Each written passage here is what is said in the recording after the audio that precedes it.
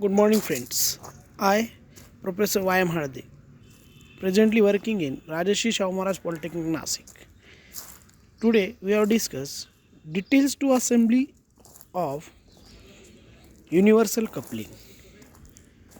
So, let's start.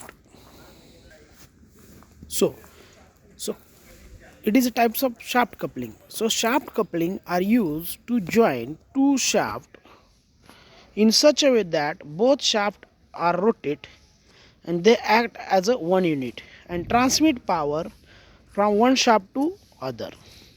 So shaft to be connected or coupled may be have linear. So that means in one line. Intersecting axis and parallel axis having small distance based on the requirements.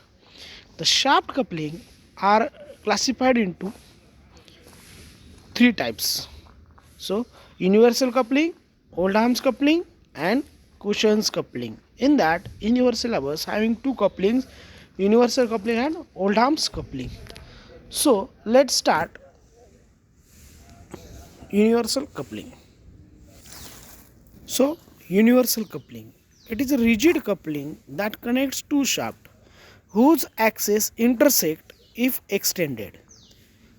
It consists of two forks which are key on the shaft. These two forks are pinned to join central block which has two arms at right angle to each other. And angle between shaft may be varies again when shaft are rotating. So these are the parts. So this is a details of coupling joint. So with the help of dimensions we can draw the assembly. So the parts are shaft, fork, cover. So next start the assembly. These are the parts as shown in figure. So firstly draw the reference line, then fork,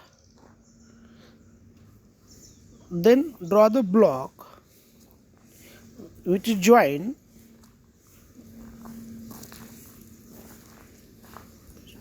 So this is join second fork. So draw second fork. So connect keys. So attend pin.